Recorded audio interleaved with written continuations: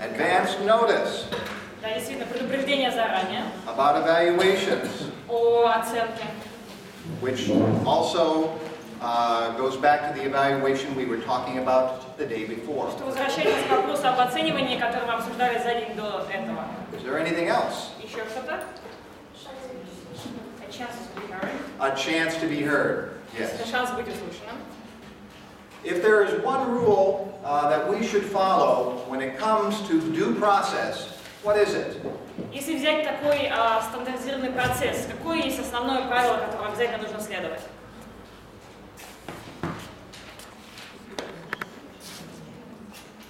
I can wait all day. Я могу ждать все день.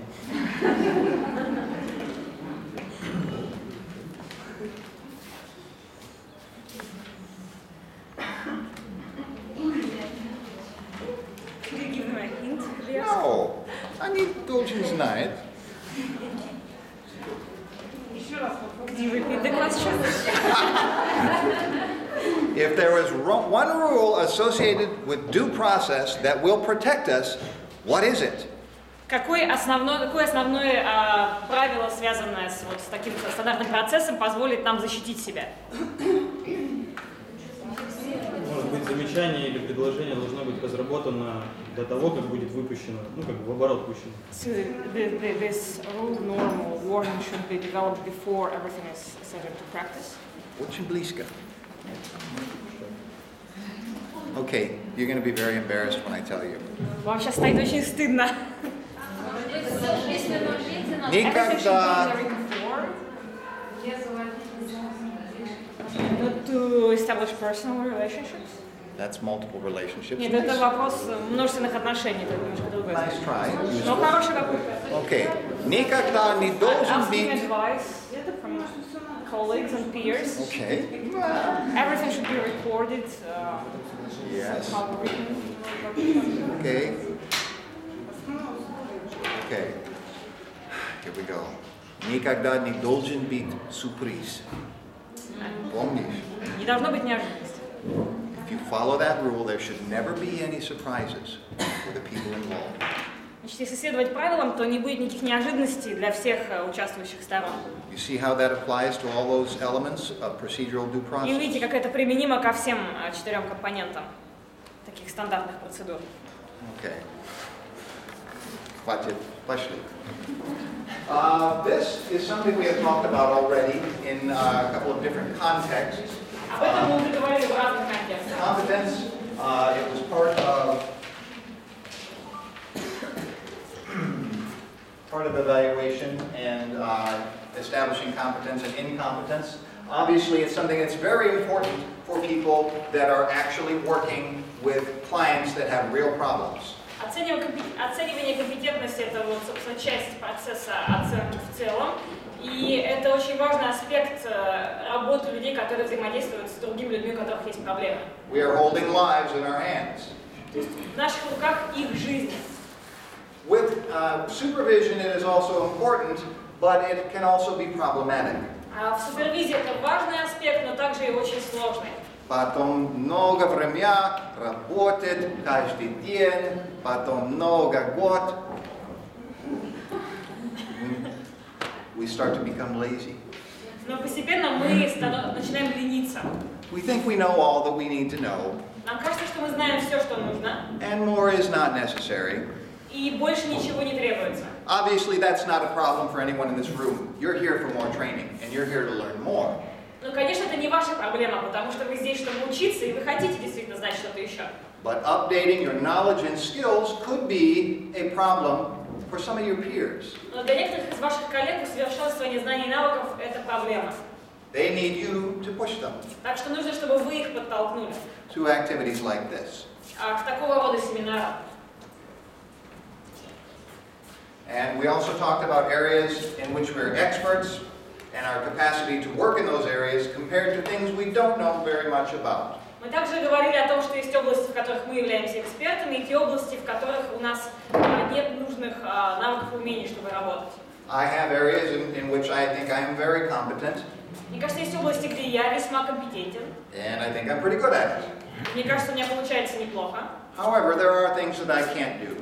Но есть то, чего я не могу, не умею делать. For example, special procedures. I would never want to work with hypnosis. Например, это касается каких-то особых процедур, то есть я не готов был бы работать с гипнозом. Outside of personal entertainment, I've never used it for therapy. То есть я, конечно, для собственного удовольствия могу с друзьями попрактиковаться, но в терапии я не стал бы его использовать. And there are probably lots of you in here who are very competent in specialized areas that I know nothing about. И я уверен, многие из вас эксперты в каких-то специализированных областях, о которых я сам ничего не знаю. And once again, when it comes to competence, formal training in supervision is crucial. И что касается компетентности, то важным является формальное образование, полученное в области супервизии. Just like we said, on the first day, supervision is its own unique kind of intervention. Потому что супервизия – это особый, уникальный вид воздействия. Okay, now, confidentiality, we know what that is, and we know that we have a responsibility to instill the value of confidentiality in our supervisees. Мы знаем, насколько важна конфиденциальность, и мы знаем, что необходимо передать это понимание важности конфиденциальности нашим подопечным. It is a defining feature of our profession. Это ключевая характеристика нашей профессии. Within certain limits, it is our job to keep secrets. И в определенных пределах наша обязанность хранить секреты. That helps our clients and our supervisees to trust us. И это позволяет нашим клиентам и нашим подопечным доверять нам. However, it's also the most vulnerable to violation. Но при этом это наиболее уязвимая составляющая с точки зрения нарушений. How do you think a supervisee might violate confidentiality? Как может подопечный нарушить конфиденциальность? Where might it happen? Under what Где, в circumstances? каких обстоятельствах может произойти? Он может рассказать друзьям про саму терапию, про то, что там было, как это было. Especially among peers. Особенно это может иметь место среди коллег. They might talk amongst each other, То есть they они might могут gossip. между собой разговаривать, обсуждать такие вопросы. Да, обсуждать лишние. Also, the recordings that we use in supervision.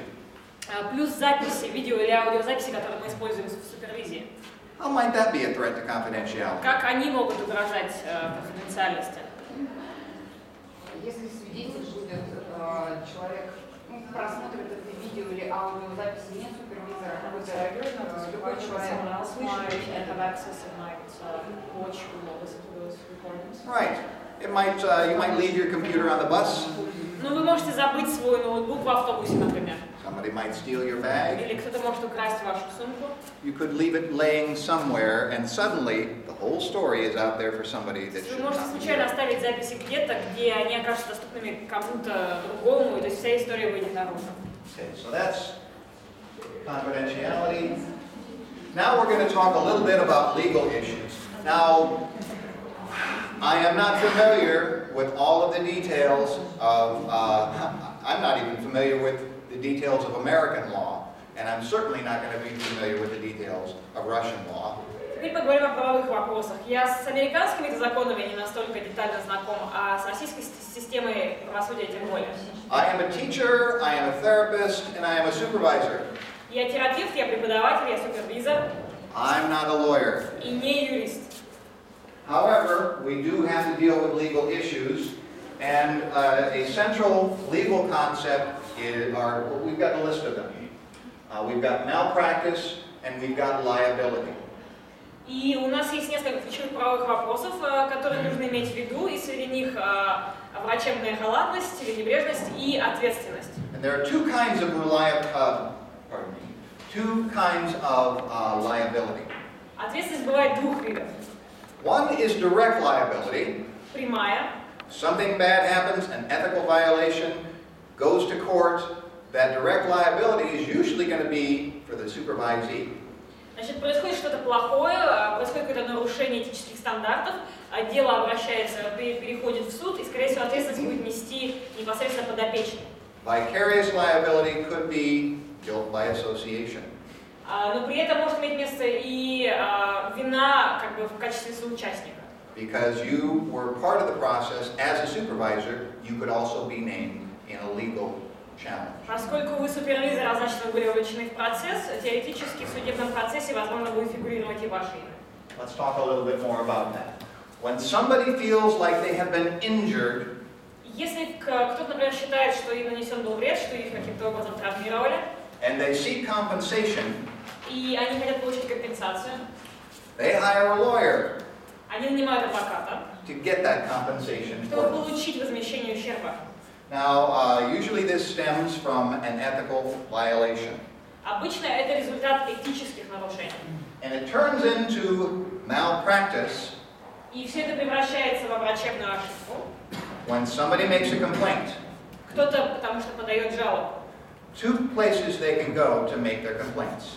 И жалобу можно подать двумя способами. One is, of course, to the court, to some kind of court setting, То есть это может происходить в судебном контексте, a judge or a lawyer, however that process gets started. независимо от того, как запущен будет процесс, в него будут вовлечены вот адвокаты или судья. They can also make a complaint to some kind of self-regulation body.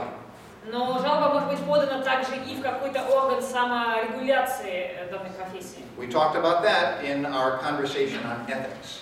Мы говорили об этом, говоря об этике. Evaluation, Нет, даже нет, раньше об оценке. and how our profession is self-regulated. О том, как самоуправляется наша профессия. For myself, it would be the Licensing Board of Pennsylvania. То есть в моем случае это был бы лицензионный совет Пенсильвании. It can start in one of those two places, То есть процесс будет запущен либо там, the court or the regulating body. либо в этой управляющей организации, либо в суде. Very often it's both at the same time. Часто и то, и другое имеет место.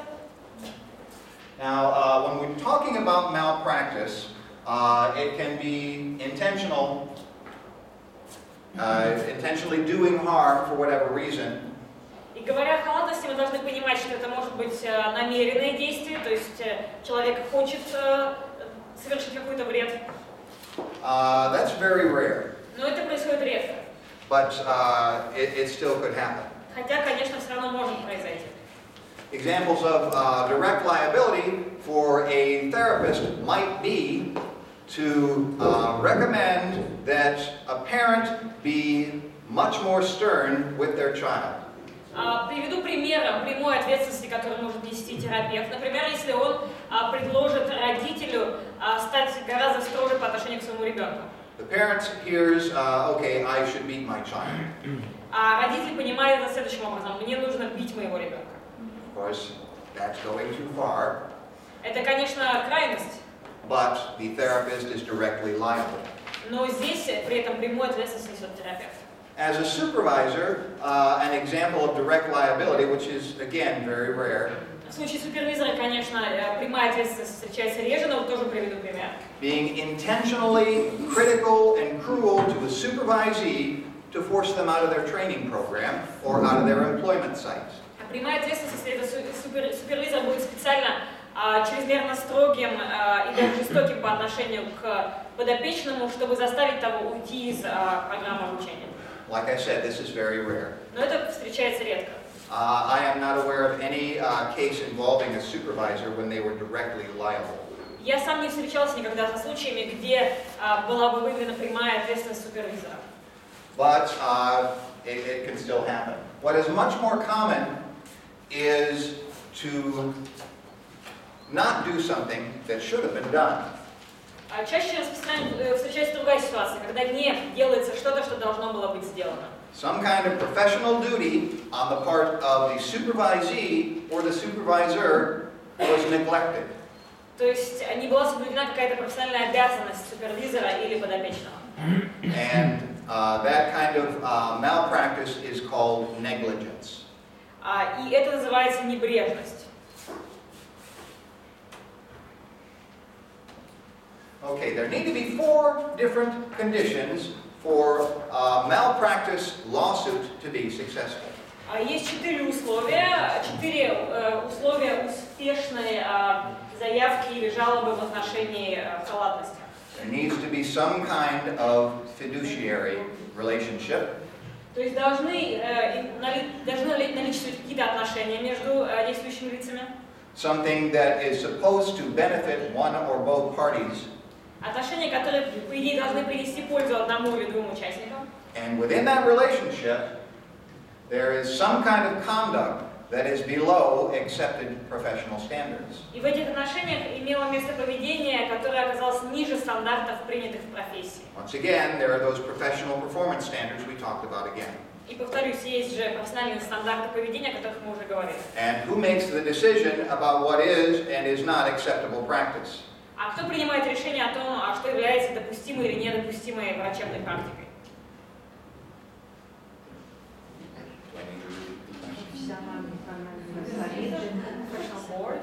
Yes. Very good. You guys are learning this. Да, Figuring it out. You're starting to see the relationships among these ideas. And as a result of not meeting that standard of practice, somebody is hurt. И если имеет место несоблюдение такой стандартной практики, кому-то наносится вред. Maybe they hurt themselves physically.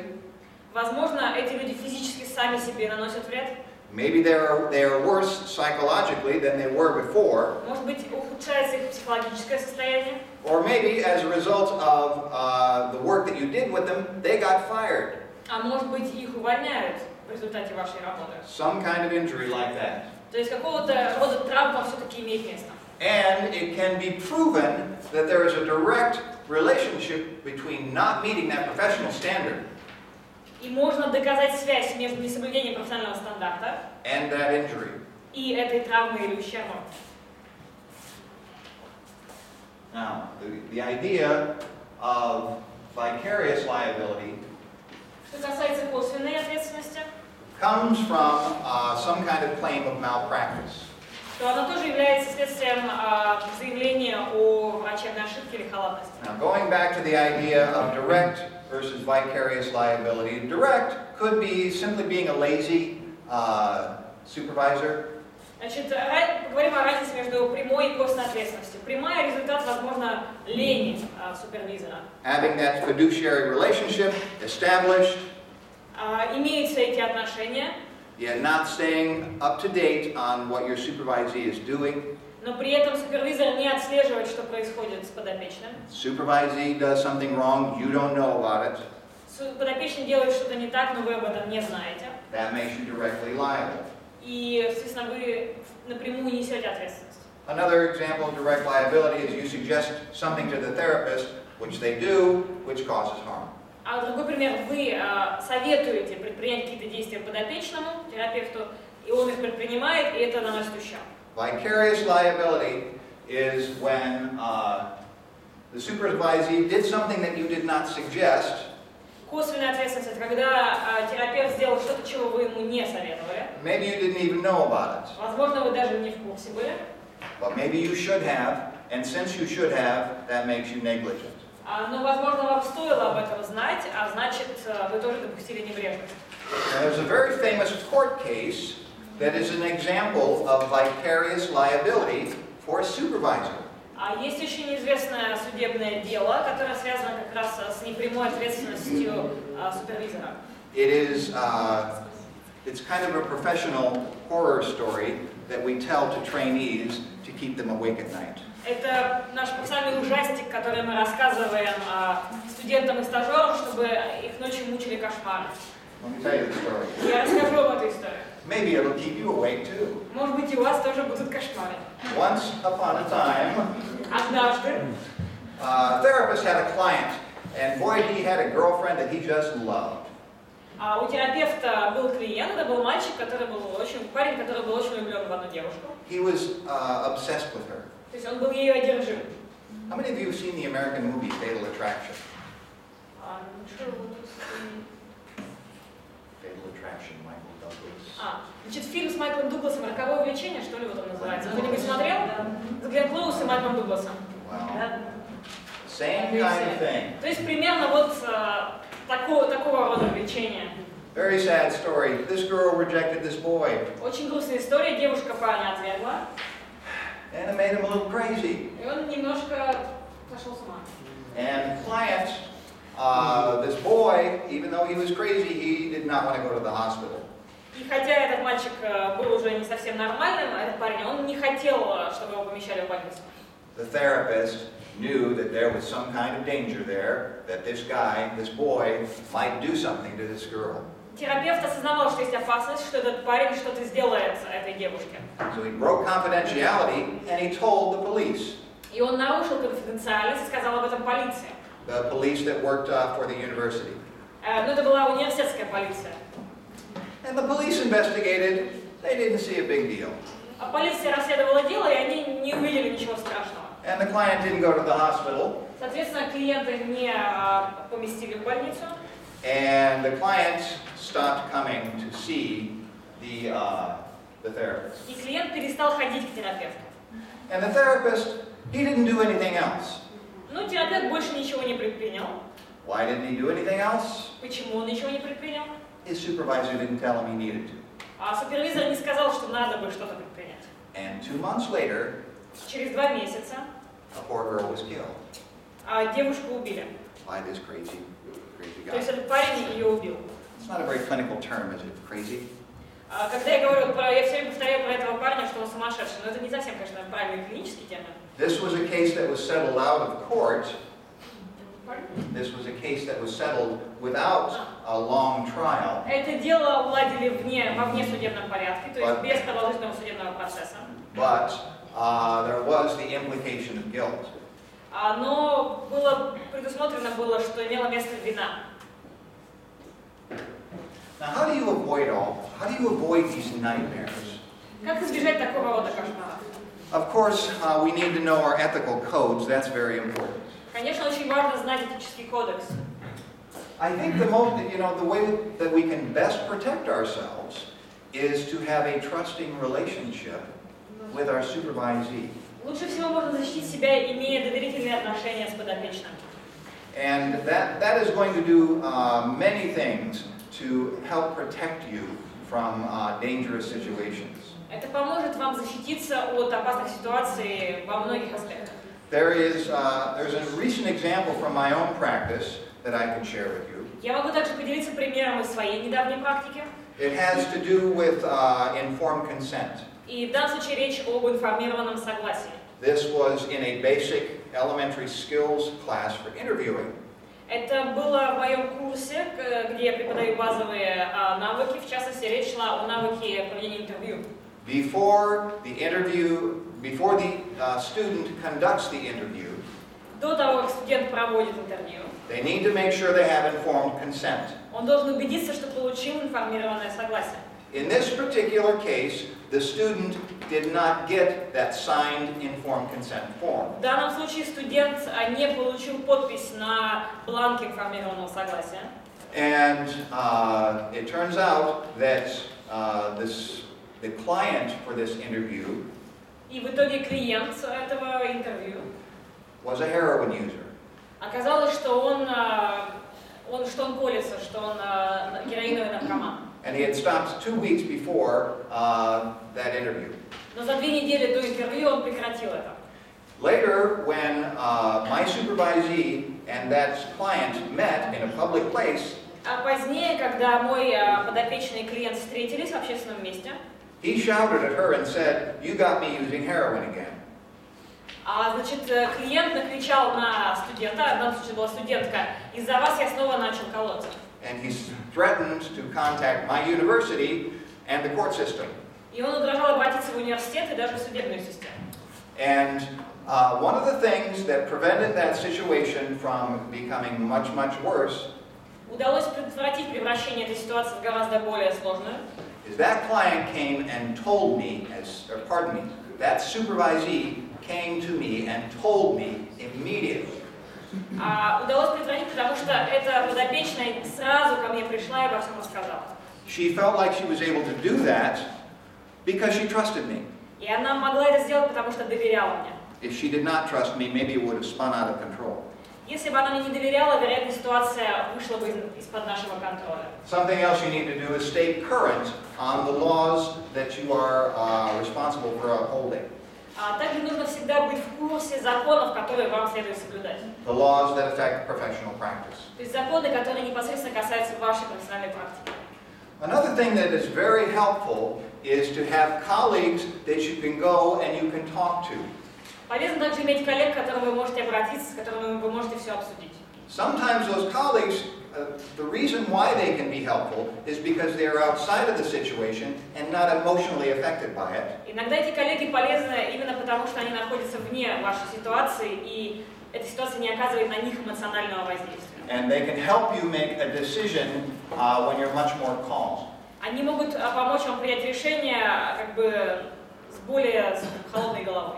Another resource that is available to me comes from professional organizations that I am a member of. Другой полезный источник помощи – это профессиональные организации, членом которых я являюсь. My primary professional organization is the American Counseling Association. Моя главная профессиональная организация – это Американская ассоциация консультирования. And they have a telephone number I can call to ask just about any question И у них есть телефон, по которому я могу позвонить и задать любой вопрос. about ethics Об этике, and about professional conduct. о профессиональном поведении. And they can recommend to me what actions I need to take to make sure that no damage is done. И они могут порекомендовать, какие действия предпринять, чтобы избежать ущерба. I imagine the American Psychological Association has the same resource available to them. Предполагаю, что подобный ресурс есть и у Американской ассоциации психологии. And it is also a very nice safety net. It helps you to be calm and confident about what it is that you're doing. Это некая защитная сетка, которая поможет вам сохранить спокойствие в сложной ситуации. Something else that's very helpful, I'm not sure if you would have this here or not, but liability insurance. Еще есть такая вещь, не знаю, существует ли она в России, страхование ответственности. This is something that you can buy just like insurance for your car. Это страховка, которую вы можете купить как страховку автомобиля, например. You all have auto insurance, yes? У вас же есть автомобильные страховки? Okay, all right. Well, that protects you in case of an accident. То есть как такая страховка защищает вас в случае аварии? Well, don't laugh. There was a time I didn't have any. Не смейтесь, у меня в свое время не было автомобильной When I was страховки. a poor student, I couldn't afford it. Pardon? When I was a poor student, I couldn't afford it. Когда я был бедным студентом, я не мог себе позволить автомобильную страховку. Having this kind of protection, if you get pulled into a court case, the liability insurance company will pay the penalty for you. А если у вас будет страхование ответственности и вас привлекут к суду, то в случае какого-то штрафа компания заплатит за вас. Something else that's very important is for you to keep accurate notes about what you did and what your supervisor did. Важно также вести очень точные записи того, что сделали вы, что предпринял подопечный. In American court systems, there is a general standard that if it is not written down, then it did not happen. В американской судебной системе есть простое правило: если это не записано, значит этого не было. That is something we will get into more details about when we talk about organizing the supervision experience. Об этом на этом мы остановимся, говоря о том, как организовать супервизию. And finally, something you can do is to use your insight, use your integrity, and do your best to act with a sense of goodwill.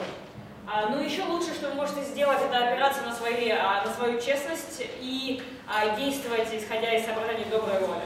Now, one of the things that we want to make sure does not happen is we do not want to lose our capacity to self-regulate. И важно также, чтобы мы не потеряли возможность саморегуляции. We see the relationship between the law and between ethics, professional ethics. Мы видим отношения между законом и профессиональной этикой. And we really do want to keep that to ourselves. И мы хотим, чтобы эта взаимосвязь, это было что-то, что в сфере нашего контроля. We don't want someone untrained and uneducated in these matters telling us what we should do or what we should not do. Мы не хотели бы, чтобы кто-то необразованный или неквалифицированный говорил нам, что делать. That's not going to help us, but more important, it's not going to help our clients. Это не поможет нам, это не поможет нашим клиентам. And so this is something that really requires a fair amount of training. И для этого требуется достаточно хорошая образовательная подготовка. And that kind of training, like we said yesterday, deals in a lot of gray areas. Как мы говорили уже, речь идет о разных оттенках серого. And we can help navigate those gray areas with dealing with a lot of different ethics cases. И справиться с этим можно, разбирая разные вот этические вопросы. When you examine specific situations and look at specific threats on a regular basis, you learn more about how to handle them. Если вы регулярно изучаете конкретные ситуации и риски с ними связаны, это поможет вам решать проблему. The more you do it, the better you get at it. То есть, чем больше вы практикуетесь, тем лучше у вас свои навыки в этой сфере. Okay. Now, when it comes to making ethical decisions, Что касается этических решений, you want to make sure that you have some kind of autonomy to start with, at least. нужно, чтобы хотя бы для начала у вас была, автономия. And take responsibility for what's going on. И вы должны нести ответственность за то, что происходит. Usually, the worst violations are acts of omission rather than commission. Обычно наихудшие нарушения это что-то не сделанное, чем что-то сделанное. So you don't want to just assume somebody else is going to handle it or assume it's just going to go away. Лучше не предполагать, что кто-то другой за вас это сделает или что ситуация разрешится сама собой. And also some general rules: work for the benefit of others. И самое общее правило: стремитесь действовать на благо других людей. And try to remember a basic rule of, above all, do no harm. И не забывайте базовое правило «не навреди». And a sense of justice and fairness. А также ощущение справедливости и правосудия. In the dealings that you have with people. И отношения между людьми. And a kind of commitment for fulfilling contracts and keeping promises. И вы должны проявлять приверженность вашим обещаниям и заключенным вами соглашениям. Okay, that's it for ethics. Any questions about all of that? Так мы заканчиваем тему этики. Есть ли у вас вопросы по всей предыдущей теме? You looked at a lot of cases in our class yesterday and in small groups. Anything come up from Вчера в that? малых группах обсуждали большое количество конкретных ситуаций и дел. Может быть, по этим есть вопросы? Нету? All right.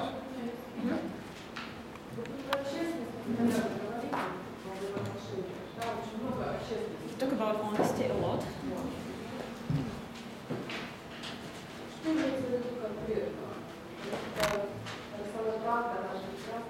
What do you actually mean? Because truth is very difficult.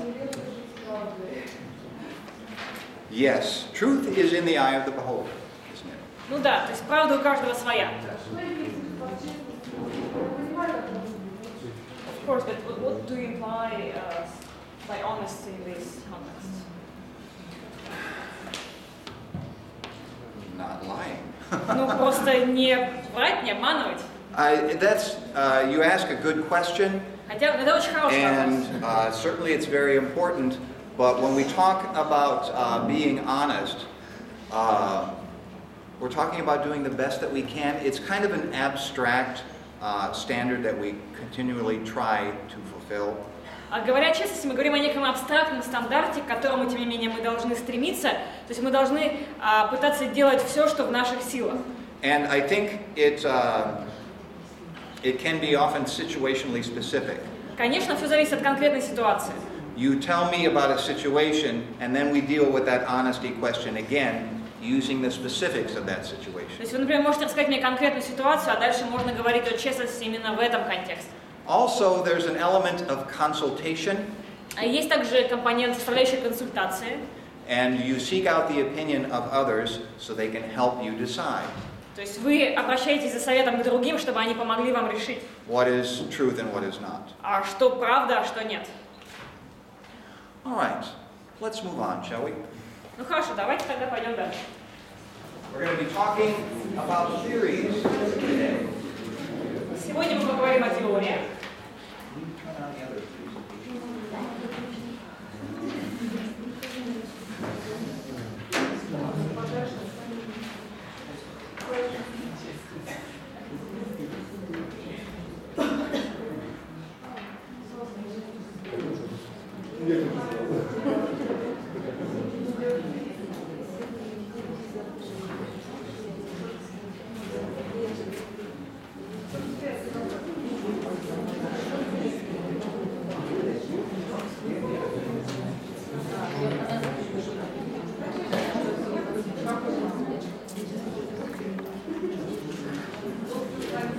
presentation that we just went through with ethics, I think it was about, может быть, 20-25 slides. Right? It was Russian. Okay. Wasn't it? Yeah, I guess it was. I'm starting to not be able to tell.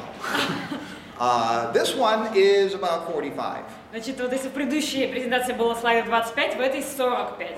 It's a long one. Это длинная презентация. Yes. Remember what I said the first day about this being a marathon? Помните, я говорил, что это будет марафон? Well, we've covered about 10 kilometers of the 42 so far. Мы из 42 километров пока 10 пробежали.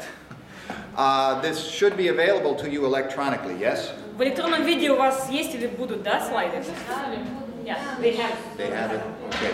You will want to print this out and keep it. Есть смысл распечатать и сохранить. Okay. So it's kind of long and it's kind of like a shopping trip. Это еще немножко напоминает поход за покупками. Instead of shopping for shoes and purses and maybe tools, Вместо того, чтобы идти покупать инструменты, а может быть обувь или сумочки, tools, instrument. reverse the order. Okay. You're going to be shopping for a set of ideas that seem to fit with your view Вместо этого вы отправляетесь за покупками, где вы должны выбирать идеи of psychology and supervision. в отношении психологии и супервизии. We're going to be talking a lot about this. First, most of us, we need to talk a little bit about what a theory is going to do for us. Что может для нас сделать теория? It brings order out of chaos. Теория упорядочивает хаос. It helps us understand the world that we live in. Она помогает понять мир, в котором мы живем. If we walked into this room and we flipped the switch and the lights didn't come on, we would have a theory about why. Если мы зайдем в комнату, нажмем на выключатель, а свет не включится, у нас будет теория, почему это произошло. What might a theory be? What might an explanation be? Каково может The быть lights объяснение didn't come on. теория в этой ситуации? Свет не включился. Лампочка перегорела, электричества нет. No electricity. Okay. What else? Maybe somebody fell asleep at the power plants. Может быть, на электростанции кто-то уснул из работников. Monjani spot. It's impossible. This, they say, is impossible. Okay, well that's not a very good theory, is it? We all have, То есть не очень хорошая теория. and theories, we would test these theories by maybe changing the bulb or looking at the power panel somewhere. То есть, выработав теорию, мы затем эти теории проверим. Мы проверим их, значит, попытавшись заменить лампочку или посмотрев на щиток.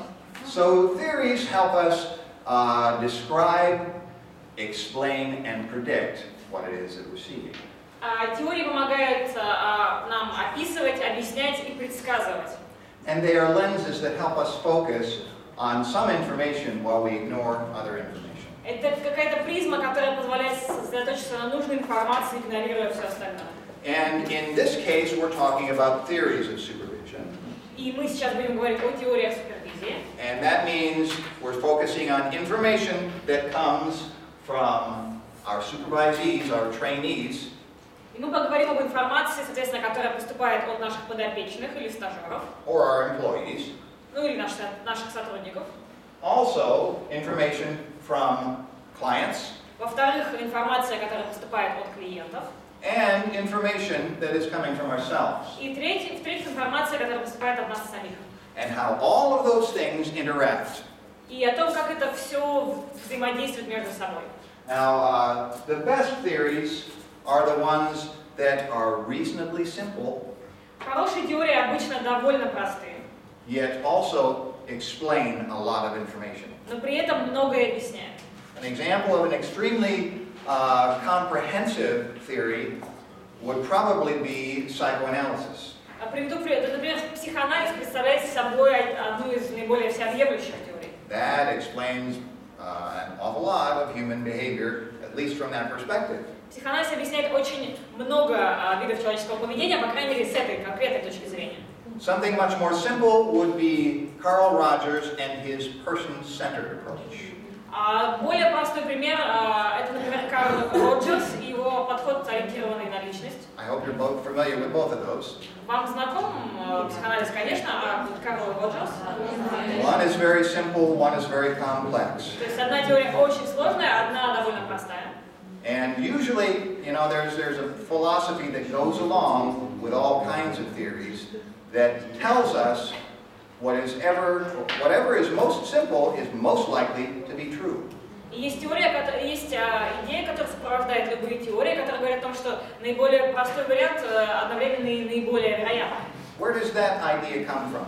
Most simple, most true. То Anybody есть know? наиболее простой является также наиболее правдоподобным.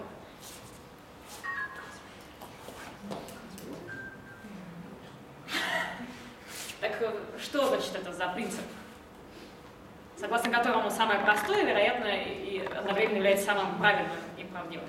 You know, I gave you guys a compliment about how much you've learned. Я вам вот как раз только что говорил же комплимент о том, как вы многое узнали. I'm not going to take it back.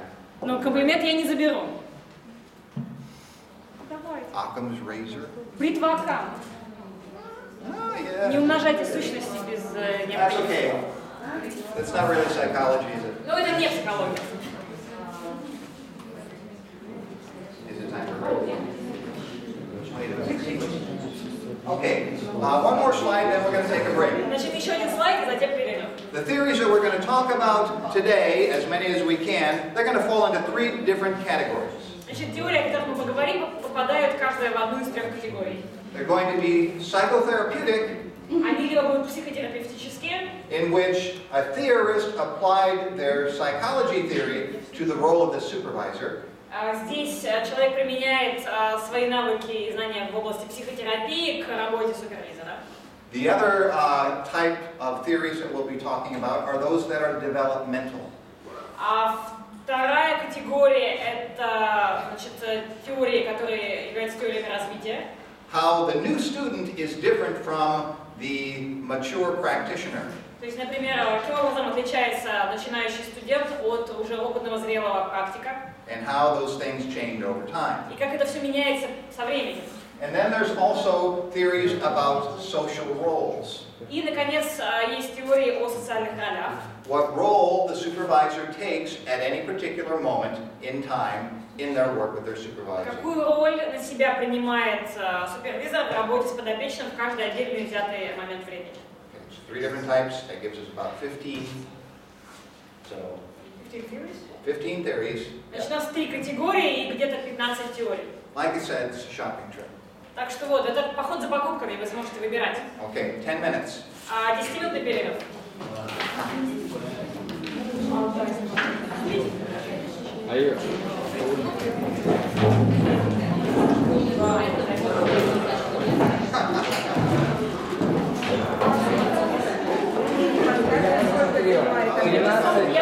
Гигабайт будет за 2 дня.